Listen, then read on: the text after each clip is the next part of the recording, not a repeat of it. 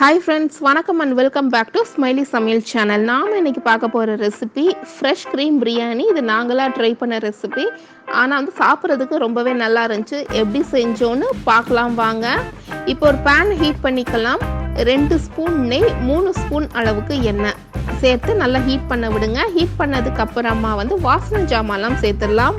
இதெல்லாம் பட்டை, கிராம்பு, ஏலக்காய், பிரியாணி இலை, ஒரு நட்சத்திர சோம்பு சேர்த்து நல்லா தாளிச்சிருங்க. இந்த ஸ்டேஜில் 2 வெங்காயத்தை கட் பண்ணி வச்சிருக்கிறோம். அதையும் சேர்த்து நல்லா வதக்கி விட்டுருங்க. கலர் கொஞ்சம் சேஞ்ச் ஆகணும் வெங்காயத்துக்கு.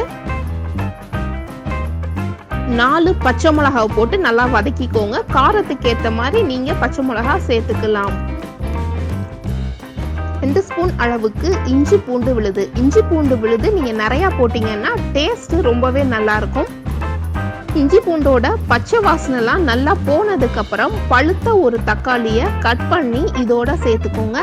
வெங்காயம், பச்சை மிளகா, தக்காளி எல்லாமே சேர்ந்து நல்லா வதங்கி லேசா மசிஞ்சு வரணும். அது வரைக்கும் வதக்கி விட்டுக்கோங்க. நம்ம இதுக்கு சேர்க்க போற காய்கறிகள் எல்லாமே இங்கிலீஷ் காய்கறிங்க, நாட்டு காய்கறிகள் கிடையாது. நான் மொத்தம் 5 காய் சேர்த்திருக்கேன். ஒன்று உருளைக்கிழங்கு, கேரட்டு, பீன்ஸு, காலிஃப்ளவர் அண்ட் பட்டாணி. இந்த 5 காய் நான் சேர்த்துருக்கேன். சேர்த்து அந்த எண்ணெயோட நல்லா வதக்கி விடுங்க. பாதி வேக்காடு அது வேகணும்.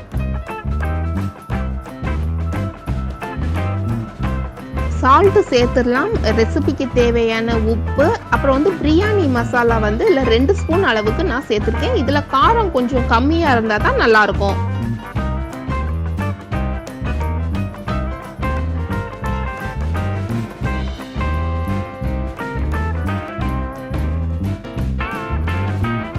இந்த காயோட மசாலா எல்லாமே நல்லா மிக்ஸ் ஆகி மசாலாவோட பச்சை வாசனைலாம் நல்லா போனதுக்கு அப்புறம் வாஷ் பண்ணி வச்சிருக்கிற பாஸ்மதி ரைஸை சேர்த்துக்கலாம். இது 1 கப் அளவுக்கு நான் பாஸ்மதி ரைஸ் எடுத்துருக்கிறேன்.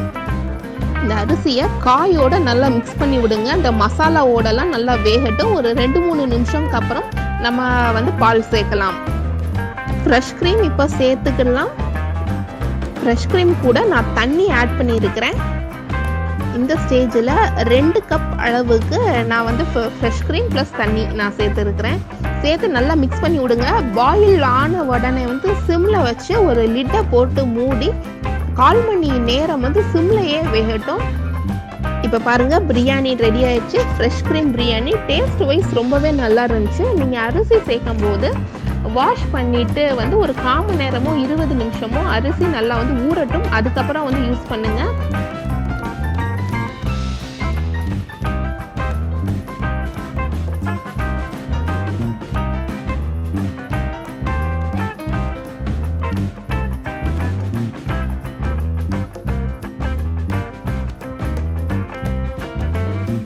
சாப்பாடு நல்லா வெந்துருச்சான்னு பாருங்க. அப்படி இல்லாட்டி கூட ஒரு 5 நிமிஷம் சிம்லையே வெந்துச்சுன்னா சூப்பராகவே ரெடி ஆகிடும். உங்கள் வீட்டில் ட்ரை பண்ணி பாருங்க. ட்ரை பண்ணி பார்த்துட்டு உங்கள் ஃபீட்பேக்கை எங்கள் கூட ஷேர் பண்ணிக்கோங்க.